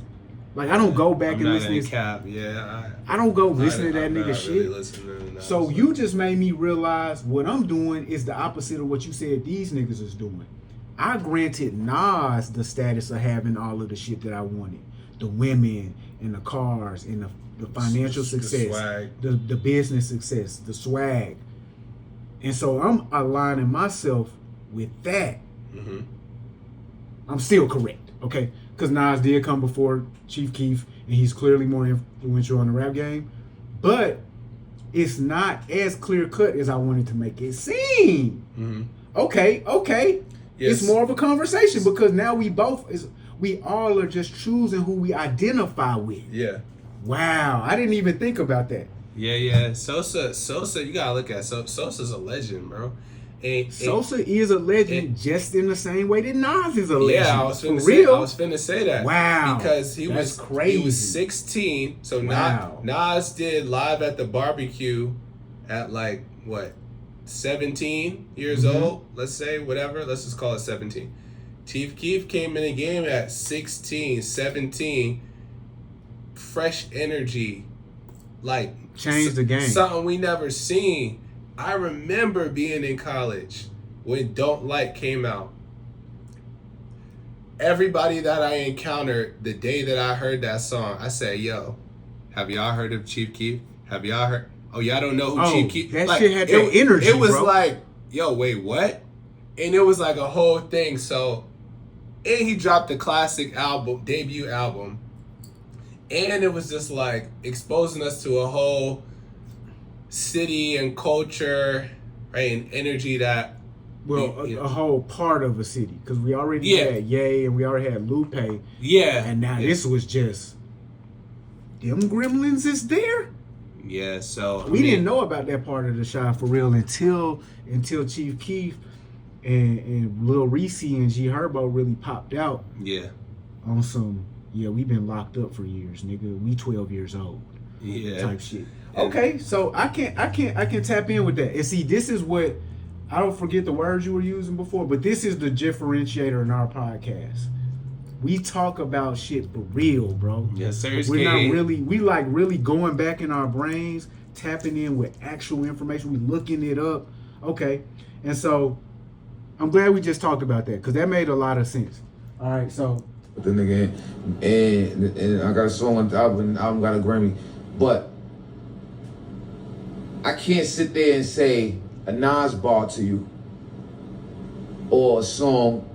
I like One Mic. He not capping. Or like a song. It's not capping. That's like. But I can. It's not me. So, but I understand. So that's what I want the people to know. And that's when I said, like I was sitting here listening, I didn't even realize the person talking had changed until I watched it back the second time, and I heard Jim Jones say, "But I can," and I said, "Oh, now I remember why I respect you, OG, because you really ain't capping. Yeah. You know you was sitting there listening. He came to from Nas. that era, like, yeah. And that's when I remembered. I'm gonna let him finish talking, and then we're gonna get into the next combo. Oh, like, but I can, cause Nas was my era. You understand what I'm saying? Like Nas was my era. Like I came up fucking with Nas. Like we knew I know the Nas shit. You know? But moving forward, I started a whole new era and a whole new genre and a generation of people that you did. But I just be doing me. But I'm just telling you how. These are facts too. Jim Jones definitely influenced the generation. For sure. That's a 100% fact. Here is what that reminded me of. Jim Jones and Nas been beefing for 30 years. That's what that reminded me. I forgot. Oh, you forgot? I literally forgot. I used to be running around in high school talking shit about Nas because Jim Jones was talking shit about Nas. I forgot about this, bruh. I literally used to run around in high school talking shit about Nas, talking about I must koofy smack a nigga because that's what Jim Jones and Cameron used to talk about niggas with chocolates on because that's what them niggas was talking about. You know, it's funny, like I was listening to one of my favorite Jim Jones songs is Summer with Miami. Summer in Miami. And he was like, I was just listening to that. That's a classic song, bro. Classic. Shout out to Trey Songz and all that. And shout out to the Isley Brothers. Yes. And he said, first time I see Nas told him to slap off his koofy, won't play disrespect. And that was the day that we met. Summer Jam 02. I hit the stage with my set. Like that shit is just great. That shit's just that just made me think about that. But go ahead. So these niggas been actively beefing for 30 years since 1996, nigga. Really? I didn't know. Okay, so to be honest, like you got it. So, I mean, yeah, I don't really know. Like I know, you know what I'm saying, Nas had dissed them or whatever. I thought that was like early 2000s type shit. Like I ain't know it went that far back. You know, and from what I don't know how it started either, to be honest. I just know that when they talk about it, Cam and Jim, they was just on some like, damn, we really looked up to Nas. For real. And so the niggas shot at us. For real. And then we just had to go to war, like relentless with it. But what it is, bro. Sometimes you really gotta do that. So we gonna just take it back to the very beginning. So I went ahead and looked it up. So this what happened, bro. I'm gonna play a little clip. he say Cam album was whack or something? Like, I feel like that was early 2000s. So my boy Nas. Yeah, this is like 2001, I think. My boy Nas had just went to the. They had just had the beef with Jay. Mm-hmm. Nas was up at the radio station. He was calling out. I think he was calling out Hot 97. Yeah. He was calling out. Yeah, they not playing real hip hop and they playing garbage niggas like Nori and Cameron and shit like that. Yeah. So my boy, that's where it started. You know what I'm saying? Listen to one mic. Listen to one mic, my people. You know what I'm saying? Let's get real and be creative. I buy these people albums. You know what I'm saying? And they ain't talk about nothing from Cam to everybody. I mean, I like Cam and everything. He's a good lyricist. But the album's whack, man. You know what I'm saying? Y'all brothers got to start rapping about something that's real, man. You know what I'm saying? My man Nori, I love you, Nori. Step your rap game up, man. I'm tired of Nelly. You trying to battle KRS-One? Don't follow Nas, man. You can follow Nas if you gonna be creative, man. Godson, yo, my next album coming out this. Nas was spiraling, man. The end of that sentence, my next album coming out, I'm finna show y'all how to be a real man. Yo. So that's when I guess Cam said, bro, this nigga called my album whack. I don't care if he said he's a nice lyricist. I don't care about none of that. I'm finna crash out on this nigga. And he actually was bugging because whatever album Cam had at the time, I don't know if it was Come Home With Me. Nigga, fire. You bugging. That shit was fire. Nigga. Stop playing with niggas, bro. So you know Jim, being the capo of the whole situation, he had to jump out the front line. You know what I mean? I'm the soldier, but you know Jim been on that wave since day one. He been Ray Vaughaning with this shit. Like, you come for the big homie, you gotta see me first. So this was one of Jim's many responses. The BX man, no, you're not allowed in Ghost Town no more. You heard me. Please, we gon' ride on that, man. As for Nas, man, I guess you ain't Muslim no more, man. So you know what that means. I'm gonna smack that fucking kufi off your fucking head, man. Cause I had a little issue with my Akis, man. They was telling me be cool with the little fucking kufi shit, but no. Here goes kufi straight off your fucking punk ass head. I called you a hermaphrodite before, but you really a transvestite. You little homo, man. And I'm gonna stop wasting my breath on you, man. You speaking to a CEO, nigga. Capo status, underboss, man. You not even a dog, man. You not even a capo, man. You under China, man. I don't know the Georgia system, but I know you a fucking little doja in their regime. You little faggot, man. Yo, this is crazy. Yo, now cut that nigga off. We gotta cut that out. Like, yo, that's. He didn't say he called you a hermaphrodite, bro. Like, where we going with this, bro? Yo, I'm not gonna lie. I was sitting there late at night and I remembered all of this. I thought to myself, yeah, this is completely fair. This is completely fair. I don't know if Jim Jones should let it go, but for the fact that he's been doing this for 30 years already, why call him out now, bro? These guys been had a beef. So, but you know, I mean, to reference that, all of that shit, which he had, Jim Jones, shit with him, putting himself in a conversation with Nas, was all trolling, and it was all about, you know, putting himself in that conversation, A, bro, and then B, it went viral every time, you know, and it just increased impressions. He told you my streams went up, everything. So he knew what he was doing. I think after it started, he knew what he was doing. I think at first he just was saying the name of a nigga who he been saying for 20 years. He been competing with this dude, whether the dude is competing with him or not. Yeah, you're right. He I think been doing this. You're probably right. So I think he just happened to say his name at that moment. And he just went. Because think about this. Think about if a young nigga tell you some shit that you've been thinking for 30 years anyway. Now you on the radio station. Yeah, a young nigga just told me I'm hotter than Nas. I've been waiting. I've been telling you niggas this. Yeah. That's genuine, bro. Niggas ain't that ain't trolling. That's really for real. Niggas do that all day. Yeah. So now I got more respect for it, Jim. I would tell you you're not hotter than Nas, like as a rapper. But you definitely got classics. You definitely put that work in. You definitely the capo. You definitely brought one of the most prominent movements in the rap game to full fruit. So, all facts. And like you just said, I listen to Jim Jones more than I listen to Nas. This is a fact. I'm 34 years old. So, I mean, it's just, you know, it is what it is. I'm not saying he's not better than Nas. But, hey. Just for my era. I'm going to go ahead and listen to Jim Jones. You know what I'm saying? He's more relevant than I. We can say that. Musically in the rap game, he's a little more relevant. Don't at us. You know what I mean? Or do at nigga, write a comment. Yeah. Also, go back. Well, I forgot to mention this. Go back and whatever's your favorite Jay-Z song that we left out, write that in the comment because we know a million of those songs. Bruh, which line was worse? You're gonna ask the question. Because we just heard Lil Yachty get into it with Steven Jackson. Yeah. Because Lil Yachty said, knee up on her neck, I went George Floyd. Yeah, that was terrible. That was terrible.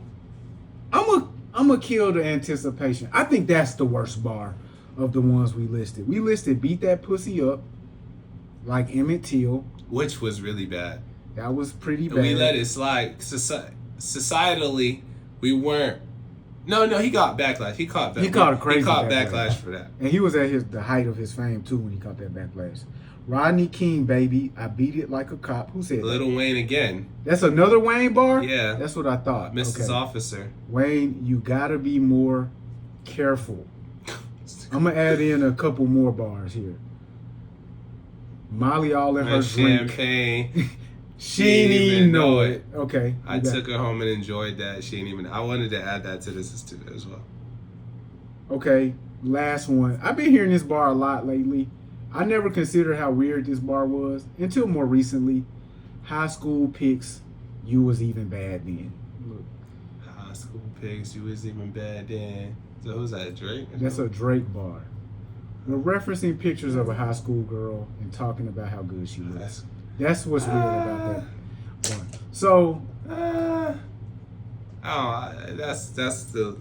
that's not too bad. Yeah. That's not too bad. Cause I mean, shit, some girls was bad in high school. Like we can keep it. I don't know if you should say that. But no, that's not. What's their age when they were bad? Say the age of this girl. Like 17. Like she was 17 and bad isn't a statement that a grown married man can make. They're gonna crucify you. If I'm the same age as we've seen these celebrity high school photos that have come out, right?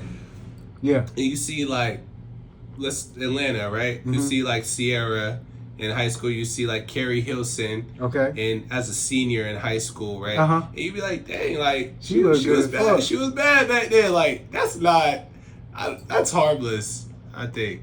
She's 16 years old? Hey, listen. What if she's 15 in the picture? See, yeah. What if she's 15? Yeah, I don't know. See, that's kind of different. But if she's 17, it's like, she's looking at a picture of her freshman year. And it's just like more so. It's more so like, if I was in high school, I probably would have been trying to get at shorty type shit, like. But what they gonna say is why you even doing that, bro? Why are you looking at high school girls? So I don't have a problem with it, bro, because I think shorty was bad even back then. Yeah. But so that's not the worst line. That's not the worst bar. Nah, knee up on her neck. I went George Floyd is incredibly insensitive. It's pointless because that's not even a thing niggas do. They don't put their knee on a bitch's neck while they fucking her. So exactly. What do you mean? I don't even get the bar. Yeah. To be honest, like you literally are just talking shit about George Floyd for no reason. This is a reach. Like, maybe he was trying to get a reaction. You know, some level of outrage. You never know. Maybe he was. And they had a conversation. Steven Jackson definitely called him When I first heard the Steven Jackson clip, I was like, "Come on, Hunk. Like this is a kid." Yeah, that's his man's though. He He knows. said, "You've been whacked. You've been whacked. Nobody like your shit anyway." I was like, "Whoa, Hunk, that's Yachty's smart. He's a smart kid, man. Well, I'm not gonna say he's a kid. He's a grown man now. Yeah, but yeah. Yachty's very smart. Yeah, you know. So just you gotta, you know. This is more notable about what Yachty said to me. Do you agree with that shit? Niggas be saying streamers are new rappers and shit? Absolutely not. Streamers lame as hell. Okay. But streamers getting money. Y'all getting money like rappers. Okay. And I respect that. I think that's the name. But y'all definitely getting money like. But one thing about streamers is you can't fake cool. A lot of niggas don't be cool. But y'all getting to the bad. My nigga Cardi getting to the BFG. And y'all, I tell you, y'all more popular. A lot of y'all niggas is y'all. Not these niggas lame as hell. We just heard it from the king of the teens. We can go ahead and move on. He's the king of the teens. He knows about the streets, of course, always. None of these niggas will ever grow older, bro. One thing though you gotta credit Yachty for is his longevity. No, Yachty's gonna be around for a minute. Like He's really, Yachty, bro, you know what I'm saying? Yachty has figured out that. Yeah. You know, he figured out the business mechanisms. He's figured out what he has to run. He's got the proper people in place to run the other shit he doesn't want to do. He's got a real well-oiled machine. Facts. Looks like to me. And it's not even. It's not based on music. It's based on him. And that's where I gotta disagree. It's based on the whole thing with this guy. He doesn't have big release dates or anything, but he is consistently dropping music into different pools of fan bases. He just got the Wavy Creek joint with Ray, Babyface Ray. This nigga drops a song like at least once a month. And that happens without even my knowledge, and I finally do come across the songs, 4 or 5 million views on it, on to the next viral moment, on to the next song next month. So he has a really consistent energy with this shit, and gotta give him his credit on that. Yeah, I guess I'm not tapped in. I mean, the music was never really for me, but I could respect the hustle and everything that he's doing business-wise as well. Yeah, to keep himself relevant year after year. Where he came out in like 2016 or something. 2016. Yeah, so to be still here, you know what I'm saying? When he just came out at a time where it was like, ah, man, these mumble rap, his red hair and this and that, and at a label with Lil Baby and the Migos, right? And, you know, so gotta credit that. All right. And I know we're going over time, bro, but I really want to, this is the last thing, this Lucian response. Lucian, Grainge of the ghetto. I follow God's orders. Oh, damn, I didn't even do that.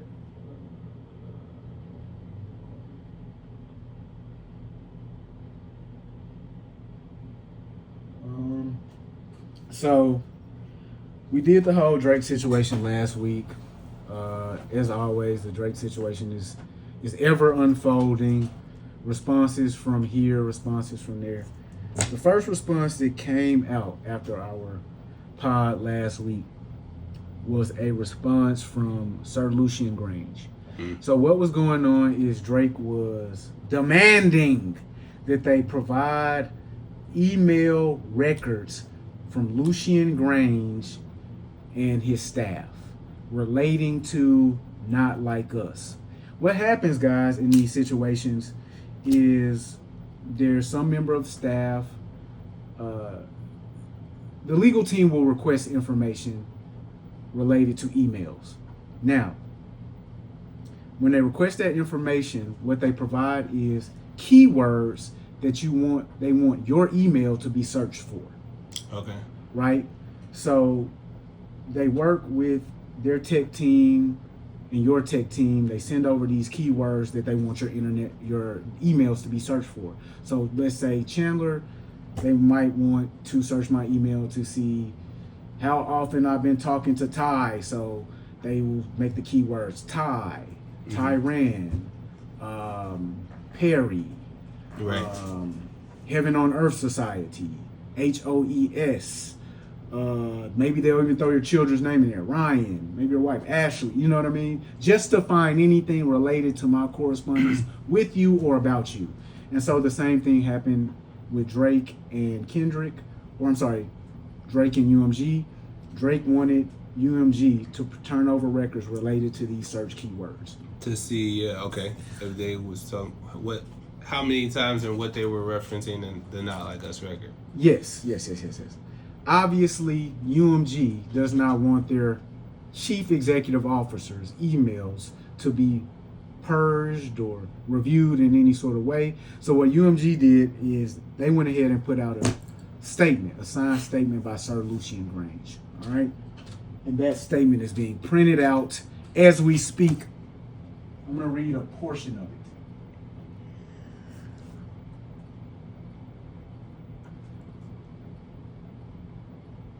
And now, I think it does need to be stated, this is a legally binding statement. If he lies on this statement, he will go to jail. This is under the penalty of perjury. Okay. So, the first and most interesting part to me, well, I just go ahead and read the whole thing. I am the chairman and CEO of Universal Music Group, which is the indirect parent corporation of defendant UMG Recordings. He's affirming this and asserting this.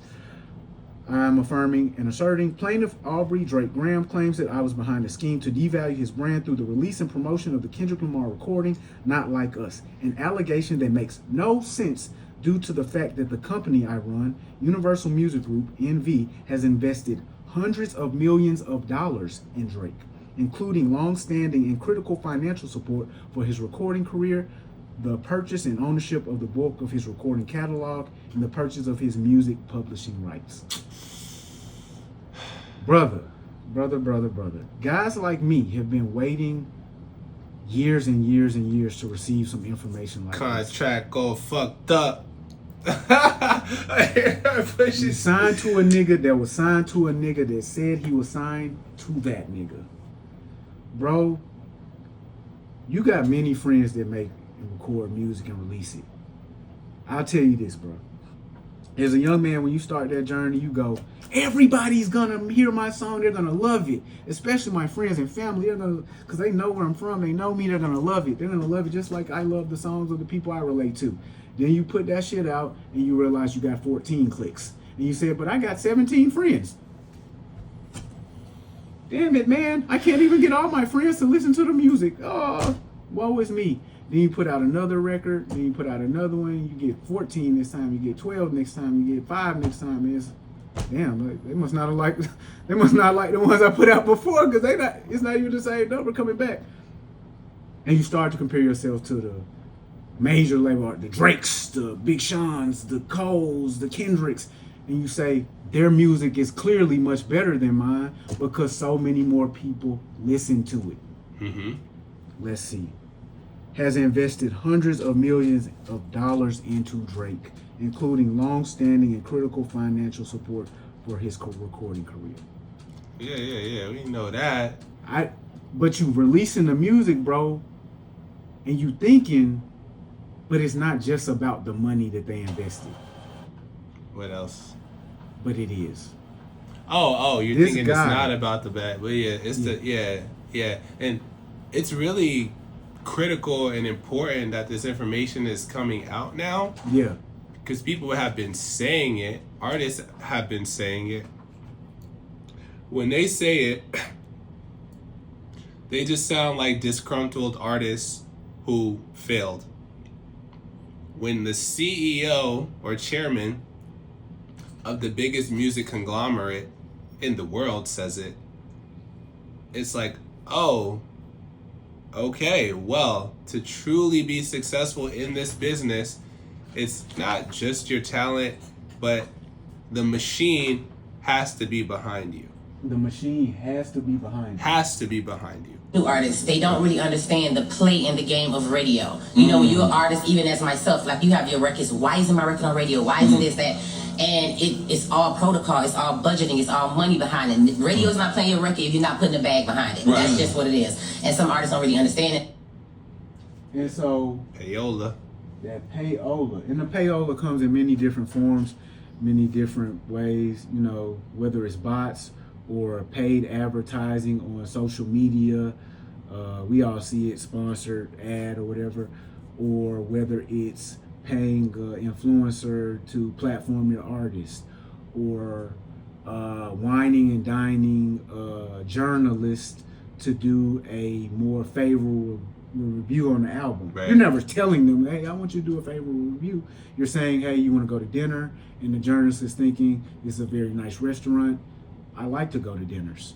Right. And people like people who are nice to them. Right. I'm going to say nice things, and they'll be invited back to dinner. And so whether it be you offer a radio station 500 PlayStation 5s to give away to their viewers and listeners, right? Because now the radio station can take those PlayStations, give them to their viewers, and do promotions and ads around those PlayStation 5s to get more to get more listeners to listen. Now the radio station is going, they're a part of why we got those listeners listening. Let's go ahead and platform their artists. Are these evil things to do?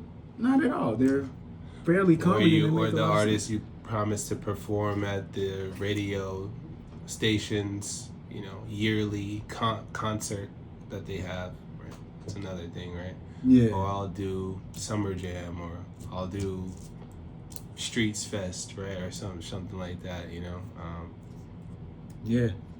And so that's what my boy Lucian Grainge just said, like hundreds of millions, man. I mean, hundreds of millions. And bro, again, I declare under penalty of perjury that the foregoing is true and correct. So it is true. Yeah. It is for a fact. But you know, did you say, you said this in the last pod, correct me if I'm wrong, when you referenced the Drake lyric where you said, radio play all day, that's just the way it goes. Cause it's that New Jersey Jake, they gonna play it though, like something like that. Okay. Like, I think, but he's basically saying like, nigga, this the Drake, and I get radio play all day. That's just the way it goes. This is what he was referencing in the song, Tuscan Leather. Well, what I will reference right after you bring that up is, apparently there was a rap battle. Excuse me, my memory serves me. There's a rap battle, and one of the participants, his main assertion was that he provides number ones to people. Okay. And now we're talking about investing into radio play. That's what Trina just said. You got to have a bag to get to the radio.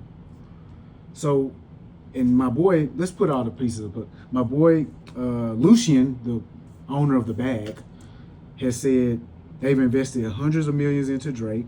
We got another person saying it costs a bag to get to radio. We got Drake himself saying, I'm always going to be on radio. I know this for a fact. And then we got him saying, I gave all of y'all number ones. So, are those number ones based off of the bag that was invested into you by your own admission, Drizzy? Like, is that how you were able to give other artists number ones? So was it Lucian Grainge, the owner of the bag, who was giving them number ones, or was it you? I'm very curious. It's real. I'm very, very curious about this, because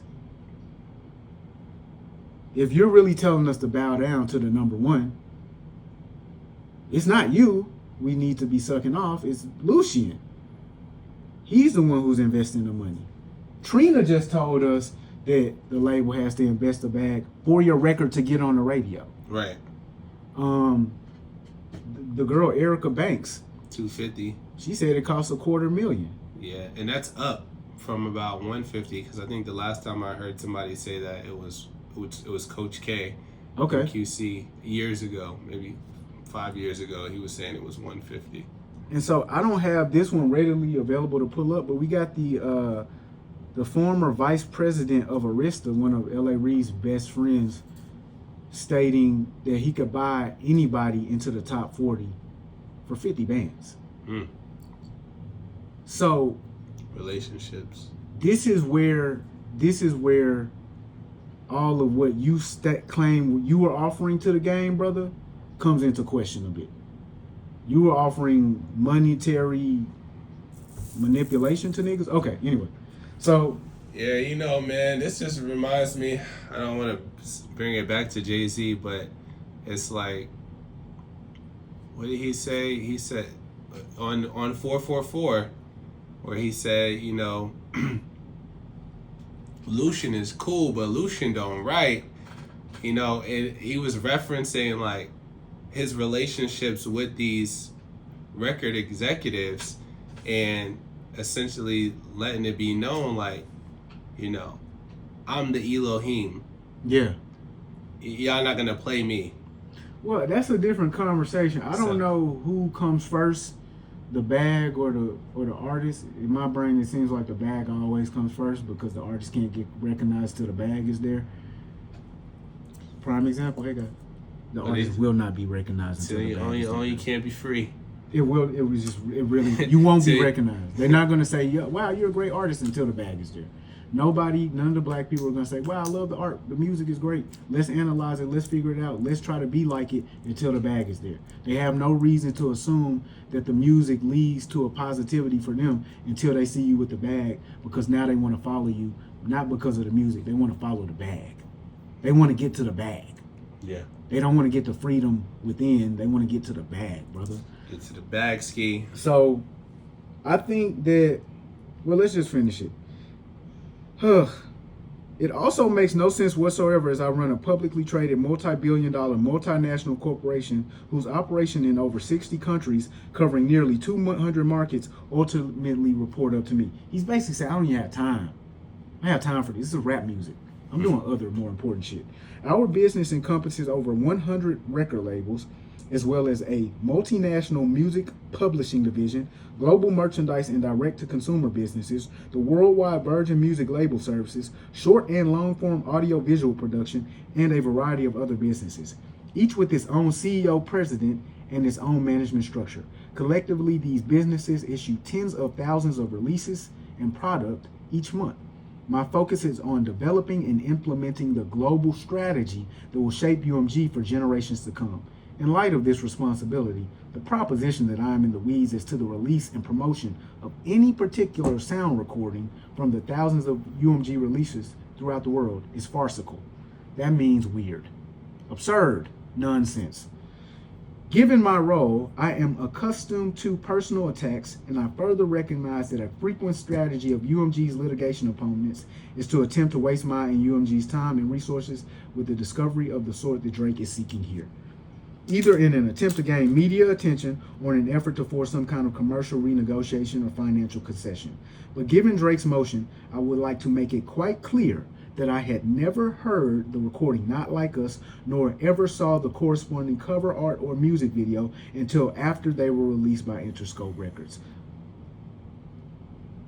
Whilst, as a part of my role, I certainly have financial oversight of any responsibility for UMG's global businesses, the proposition that I was involved in, much less responsible for, reviewing and approving the content of Not Like Us, its cover art or music video, or for determining or directing the promotion of those materials, is groundless and indeed ridiculous. I declare under penalty of perjury that the foregoing is true and correct, executed on August 14th. I don't think we'll be receiving any emails from Lucian Grainge. So,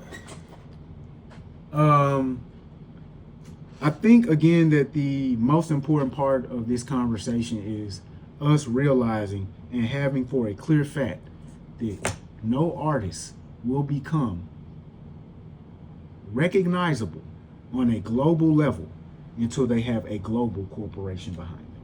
Oh yeah, for sure.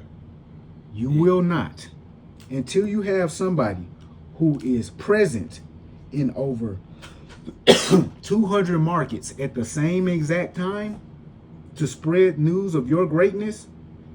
You won't. And here's what's more important than that.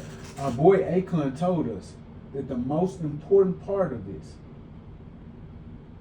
is somebody spreading the news of your greatness. Promote yourself. It's that simple. So I don't gotta get an agency or like a publicist. Clearly you need a publicist. You have to have a publicist. The publicist is the most important piece of you breaking yourself. Okay. Because no one can break themselves. Yeah. No one can go out there and say, oh, I'm the greatest thing working. Yeah. Someone else has to say you're the greatest before other people pay attention. Yeah. What a publicist does, it puts you in front of platforms like this that allows you to tell your story to the people so they can make a decision on whether or not they want to support you. Once you get this platform, you make sure you sell yourself. Be as genuine as possible. Yeah. So it's time. And the biggest thing is patience. You got to allow the process to work itself out. You got to respect the process. Respect the process, brother. And get your team right, sister. This is a fact. This is a fact. And be mindful that relationships are everything. Key. And major. Nobody's bigger than the program. Nobody. So if they build you, they can destroy you, you know, and they'll turn the lights out quick, you know. And you know, we've seen it time and time again. So show them how to move in a room full of vultures. You know what I'm saying? We ain't do H to the Izzo, but hey, you know what I'm saying? Yeah, and that's How Do We Lead That. That's clearly one of his. And we also, neither one of us listed a Kanye West song in the top 5. H to the Izzo. Oh, that's not in the top. That's not in your takeover. I said takeover, but that's not in my top 5. So yeah, I mean, hey man, tell Ye step it up. Just to end that shit out, this will be the last thing. This lets you know right here, guys. Music career is fucking trash. I have 40 fucking monthly listeners. What the?